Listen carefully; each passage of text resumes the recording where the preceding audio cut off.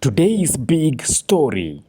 Moses Kuria has officially resigned from his role as President Ruto's senior economic advisor.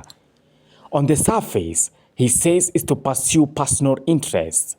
After nearly 3 years in government, he thanked the president, highlighted his role in shaping the bottom-up economic transformation agenda, and exited gracefully. But if you know Kuria and Kenyan politics, then you know this move is loaded with deeper meaning.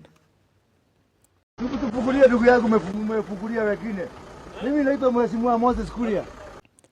is not just about taking a break or heading into private business. Kuria's resignation comes at a time of rising political tension within the Kenya Kwanza alliance, and especially in the Mount Kenya region. Hi cousins, hi cousins, hi cousins, hi Makuzo, hi cousins. Analysts believe Kuria is quietly preparing for a political comeback, possibly reviving his party, Chama cha Kazi, or forming a new alliance to challenge former Deputy President Rigathi Gachagua grip on the region. Remember, Kuria and Gachagua have clashed before, with Kuria even accusing the former Deputy President of pushing a tribal agenda. I have never seen Kibaki or Uhuru Kenyatta, and even Jomo, for people of his own community, descend into pettiness, discussing personalities. Rigathi wanted to frustrate me. I was a minister for industry at the Kenya Bureau of Standards. Now, with 2027 in sight, the stage is set for a showdown. To stir the pot even more, just hours before his resignation, Kuria tweeted something cryptic, saying there might be no elections in 2027. Whether that's political theater, frustration, or a call for a national consensus, like Kenya saw in 2002, it's clear the message was intentional. And let me shock you. So, there's some people who are doing exams, who are doing practice for a football match that will not happen. There will not be that kind of content. There's not going to be an election in 2027 for presidential. Say that again. Yes, there's not going to be a contest. Let me ask you, 2002, yeah. Was there an election? There was. Kibaki. Yes. Kibaki had been pre-agreed. Have you ever seen that margin again? No. Ilikuwa ngapi?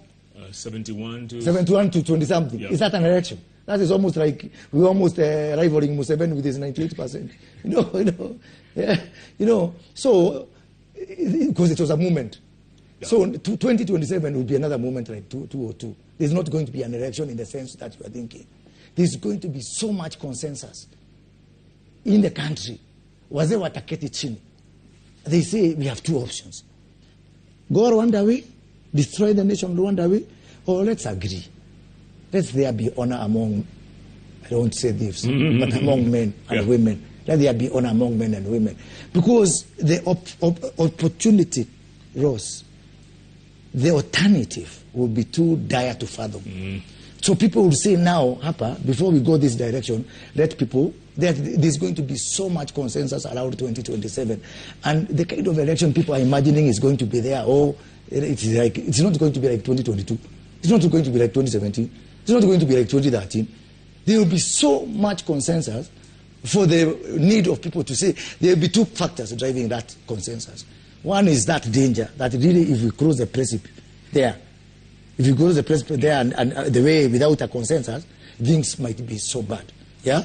I think Rigathi said it the wrong way, but I think he said it for the wrong reason, because of election stealing and all that. No, there's going the opportunity, the possibility of us jumping over the cliff if we don't manage 2027 right is more dangerous than 2007 and all these other things.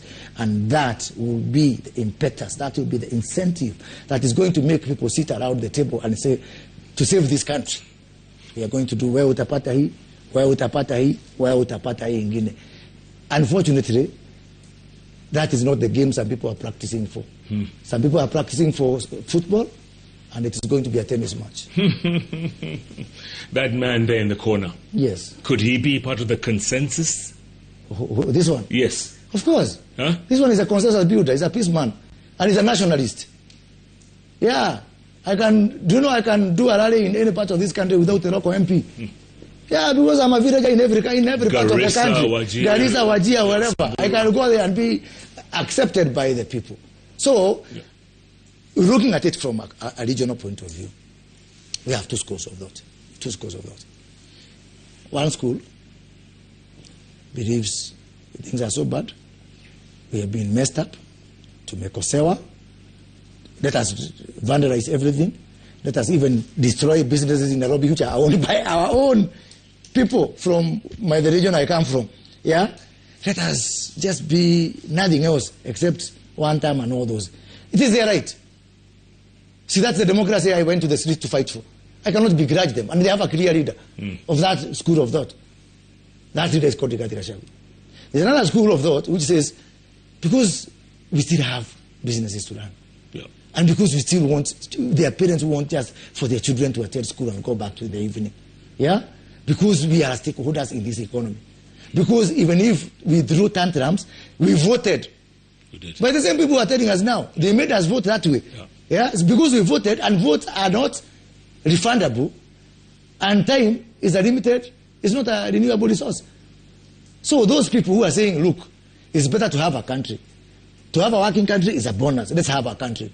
I am happy to tell you that I am the de facto leader of that other school of thought, yeah, who says we still have a country to run. I talk to Kuria is positioning himself not just a region voice, but a national force. In short, this is not a retirement. It is a calculated move, an exit from the inside to prepare for a stronger return from the outside. The Mount Kenya power dynamics are shifting, and Kuria wants in. So, what does this mean for Kenya? It means the 2027 race has already begun, and Moses Kuria has just taken his first step back into the ring. Let me know your thoughts in the comment. Do you think Kuria is plotting a big comeback? Or is this just the end of the road for him politically? And don't forget to subscribe for more political analysis. Until next time, stay sharp, stay informed. My name is Frank, and this is Africa Vision.